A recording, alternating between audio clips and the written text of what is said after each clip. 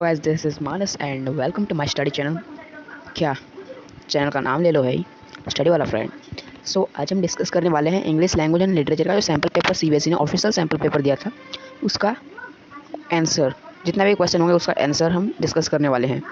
Please guys, ऐसे video पाने के लिए मेरे चैनल को सब्सक्राइब कीजिए और वीडियो अच्छा लगा तो लाइक कीजिए। जो सैम्पल पेपर या कोई भी पेपर जो बोर्ड एग्जाम का पेपर होगा, उसमें मतलब 3 सेक्शन होंगे। सेक्शन ए में रीडिंग, एक पैराग्राफ दिया जाएगा, उससे आपको आंसर निकालना है। देन सेक्शन बी में writing and grammar and section c में लिटरेचर करना है। सेक्शन ए में 18 क्वेश्चन है, उनमें से आपको बस 14 करना है। एंड सेक्शन बी में 12 टू क्वेश्चन है, उनमें से आपको बस 10 टू करना है। और आखिर में सेक्शन सी में 30 क्वेश्चन होते हैं, उसमें आपको बस 26 करना है। तो अच्छा है, लेकिन इसके सबसे बड़ा एक पॉइंट है, सारे क्वेश्चन इक्वल मार्क के होंगे, नो नेगेटिव मार्क होगा। और एक बड़ी बात, पहले जो आप अटैम्प्ट करोगे वही होगा। झूठ बोल रहा हूँ, ऐसा नहीं होता है, उनमें से आप कोई भी कर सकते हो। तो पहले रीडिंग में जो पैराग्राफ दिया है वो नेचर के बारे में है, उसको थोड़ा ध्यान से पढ़ना। और मैं डायरेक्ट आंसर बोल रहा हूँ क्योंकि वीडियो बहुत लेंथी हो जाएगा तो कोई आपको अच्छा लगेगा, बट आपको पढ़ना है, पढ़ के आंसर निकालना। Okay, then okay. Question number 1 यहाँ पर बोले हैं कि नेचर हमें क्या सिखाती है। नेचर हमें बैलेंस, हमारे इमोशन को बैलेंस करना सिखाती है। Option A will be the correct answer. Number 2 में फिल इन द ब्लैंक्स करना है और उसका करेक्ट आंसर होगा option c, respect the origins from where we have growth. उसको रेस्पेक्ट करना चाहिए जहाँ से हम ग्रोथ किए हैं। तो यहाँ पर एक सेंटेंस दिया गया है, उसको उससे क्या मैसेज मिलता है। क्वेश्चन नंबर 3, उससे क्या message, I am because we are everyone is dependent on each other. तो यहाँ पर बोल रहा है, ये जो सेंटेंस है वो मैसेज देता है हम आपस में डिपेंडेंट हैं। And the answer is option D. Question number 4 पे आते हैं। तो यहाँ पर पूछ रहा है बर्ड्स एंड स्क्वायरल क्या डिस्प्ले करते हैं जब उन दोनों को वार्निंग दे रहे होते हैं, जहाँ पर कोई डेंजर हुए तो option c will be the correct, selfless assistant to help other. तो दूसरों को हेल्प करना चाहिए जो इसका सेल्फलेस है। क्वेश्चन नंबर 5 में लर्किंग का स्पेलिंग मीनिंग दिया है, उसको बोलना है। देन इसका मीनिंग होगा रिमेनिंग हिडन। क्वेश्चन नंबर 6 में पूछ रहा है, एक पैरामेंटिव बोल के एक टाइप का वर्ड होता है जिसमें 2 वर्ड मिलकर नया वर्ड फॉर्म करते हैं, जैसे smoke plus fog that is smog.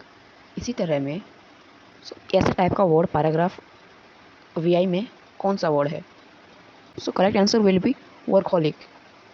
Then question number 7 पे अगर हम आते हैं तो यहाँ पर पूछ रहा है पैराग्राफ ट्रिपल आई, वहाँ पर कुछ क्वालिटीज़ दिया गया है, कुछ वर्ड्स जैसे 1 2 3 4 5 ऐसे दिया गया नीचे।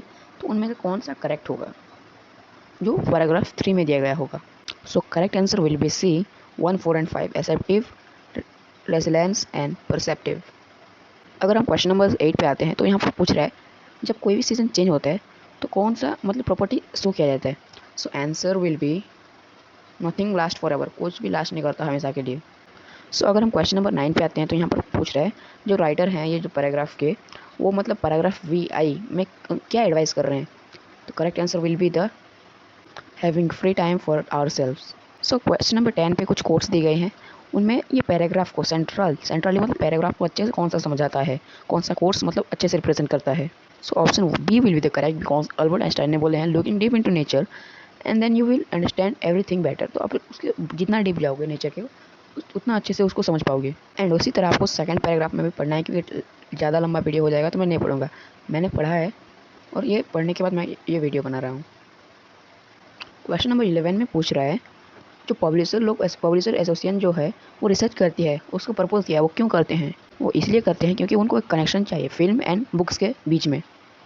तो 12 नंबर ट्रू और फॉल्स लिखना है। आई पे दिया गया है जो रेवेन्यू जनरेट होता है बॉक्स ऑफिस पे वो इंक्रीज़ हो रहा है, बढ़ रहा है। तो जो यूके में जितने भी टॉप फिल्म है, बहुत पॉपुलर फिल्म है, उसका मेजोरिटी जो है वो पब्लिश किस पे बेस्ड है, पब्लिश्ड मटेरियल जो पब्लिश पहले हो चुकी है। इनमें से कौन सा ट्रू होगा कौन सा फॉल्स होगा, ये भी बहुत इंपॉर्टेंट चीज़ है क्योंकि नया पैटर्न आया है। Option A will be the correct.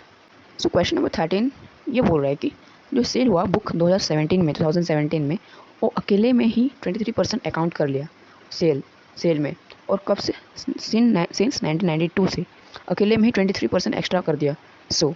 कौन सा करेक्ट हुआ इन ऑप्शन में से। तो रैपिडली मतलब क्या सेल हो गया, चंक ऑफ सेल 2017 में, तो option b will the correct. तो रिसर्च के मुताबिक जो फिल्म बनते हैं वो बेस्ड ऑन बुक होते हैं, वो बहुत सक्सेस मिलता है उनको, मतलब एक बुक में स्टोरी हुआ होगा उसको मतलब फिल्म में रिप्रेजेंट करेंगे तो बहुत सक्सेस मिलता है। उसका रीज़न क्यों, तो फिल्म को इसलिए एडवांटेज मिलती है क्योंकि वो पहले तो वो बुक, अगर फिल्म पॉपुलर हो रही है तो उसका जो बुक उससे कॉपी किए हैं या उससे लाया गया है वो भी बहुत पॉपुलर होगा। तो due to the popularity of book film में ऑटोमेटिकली पॉपुलर हो जाता है। Option b will be the correct. And 15 का आंसर जो होगा वो डी होगा। तो यूनाइटेड किंगडम में मैक्सिमम जो टीवी सीरियल है 2017 में कौन से टॉपिक पर बेस्ड किया गया था, उनको कौन से टॉपिक पे उनको मतलब बनाया गया था। अगर मतलब यहाँ पर क्या पैराग्राफ अगर बुक के बारे में दिया गया है तो बुक ही तो होगा ना ब्रो। क्वेश्चन नंबर 17 में जो पैसेज है वो प्रोवाइड कर रहा है कि एक मतलब एक एग्जांपल प्रोवाइड कर रहा है, तो टीवी ड्रामाज या कोई भी मूवी या कोई भी सीरियल बेस्ड बुक्स पे बनती है तो वो उसका क्या होता है। तो अगर एक कंडीशन आता है, अगर वो फिल्म पॉपुलर हो जाती है तो उसका मतलब उसका जो बुक का सेल होगा वो प्रेस्क्रिप्ट करेंगे ना बुक को वो मूवी में, तो उसका सेल होगा वो इंक्रीज़ हो जाएगा। क्वेश्चन नंबर 18 में अगर हम देखते हैं तो यहाँ पर क्वेश्चन पूछा गया है कि पैराग्राफ 5 में अगर देखते हैं तो वहाँ पर दो वे रिलेशनशिप किस किस के बीच में होता है, बुक्स एंड स्क्रीन, स्क्रीन यानी कि टीवी के बीच जो ड्रामा बनाते हैं, तो वो क्या है और क्यों होता है। वो इसलिए किया जाता है क्योंकि दोनों का प्रॉफिट होता है, मूवी का भी प्रॉफिट होगा और किसका, बुक का भी प्रॉफिट होगा। So next is our grammar और क्वेश्चन नंबर 19 यानी 5 करना है, 6 में दिया गया होता, 6 का क्वेश्चन होगा उसमें से 5 करना है। The hospital board clearly mention that you dash smoke in the hospital as it's a health hazard of all. So correct answer will be the B, must not. There's never dash petrol left after Rahul used the car. There's never much petrol left after Rahul used the car. Question number 21. I'm taking driving lesson now. Hopefully I dash my driving test by November. So correct answer will be C. I will have taken my driving test by November. Question number 22 में कुछ मतलब problems है, मतलब उसके अच्छे से नहीं लिखा गया तो उसको कैसे लिखना है। Sunita asked Venkat how much is the rent for your flat, तो ये रॉन्ग हो गया। तो correct answer will be Sunita asked Venkat how much the rent for his flat was, कितना था रेंट उसका। अगर हम she said I told Damanjeet to send you an email 3 days ago, तो इसको हम एक रिपोर्टेड स्पीच में कन्वर्ट करेंगे तो वो क्या होगा। तो आंसर होगा she said that she had told Damanjit to send an email to me 3 days before. The dog dashed under the chair before the children arrived. So the dog had hidden under the chair before the children arrived. So friend, this is video is going too long, बहुत बड़ा बन रहा है। So मैं सोचा इसका 2 parts बनाते हैं। पहले पार्ट्स में ये जो हो गया, देन दूसरे पार्ट्स में थोड़ा सा राइटिंग सा कुछ पोर्शन है, देन लिटरेचर खत्म कर देंगे। और एक चीज़, सब्सक्राइब बटन को ना मेरे चैनल घर घर जाके चले जाओ, घर ले जाओ उसको, और लाइक बटन को हिट कर दो। कमेंट जो करना है वो करो, जो प्रॉब्लम है वो बताओ और अपने दोस्तों के साथ शेयर